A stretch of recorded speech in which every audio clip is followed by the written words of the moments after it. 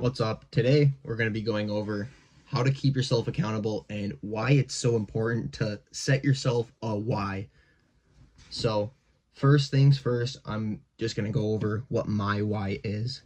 My personal why is because I used to be skinny and ended up not making my high school hockey team when I was a freshman in high school because I was actually too small. I was too skinny, and the coach thought I needed to put on weight before I was ready to play at the varsity level.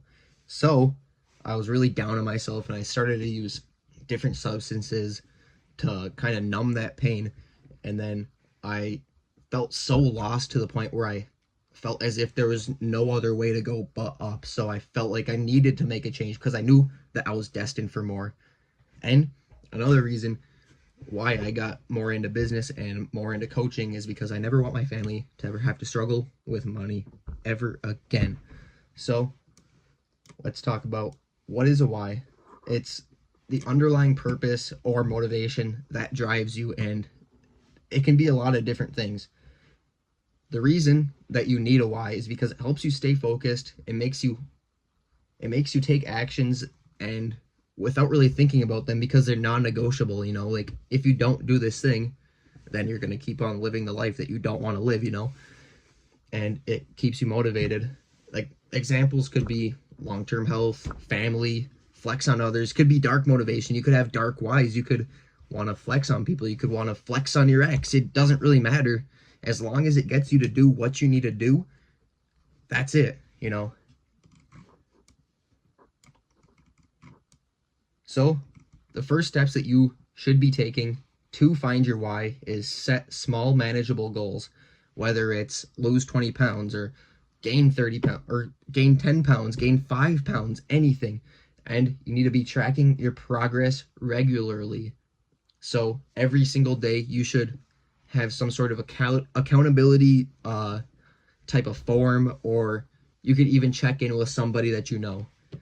So when you do hit these goals, hit these little small goals, they do add up. You need to reward yourself, or else it's going to feel like you're doing this all for nothing. And you need to create a routine that reinforces your why. So surround yourself with people who are supportive. That's been the biggest difference that I have made.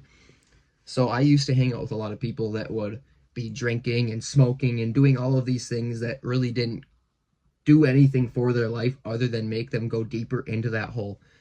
And when I started surrounding myself with people that were in the gym all the time, making a lot of money, that's when I started seeing the most progress, because you become who you hang out with. Say a chick, she hangs out with a bunch of girls that sleep around, they go to the bar and they do all of these things in hopes of getting male validation. Who do you think that girl is going to become? She's going to become I don't have to say it, I'm not going to say it, I'm a respectful man for the most part, but you understand what I'm talking about. That's the biggest difference that is going to be made. You hang out, you become who you hang out with.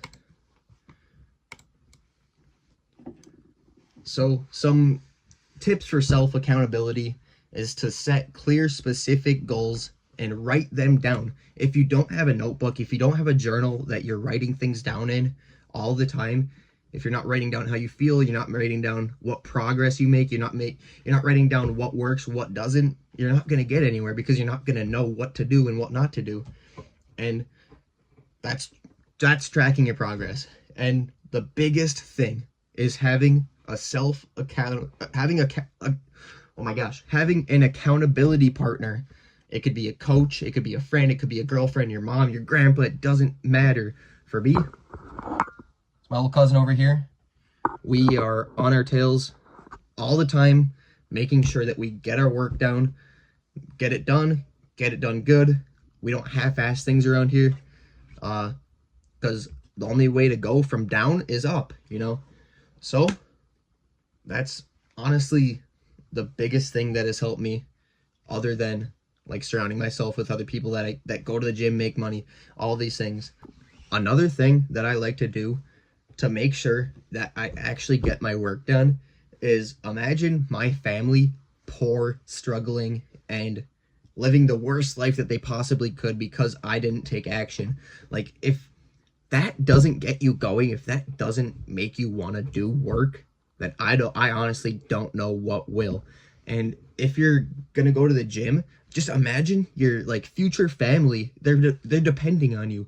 And if you're not in physical shape, peak physical shape, how are you gonna go and take care of your kids? How are you gonna take care of your family? How are you gonna do these things? How are you gonna make money for them if you can't even like walk around or something, you know?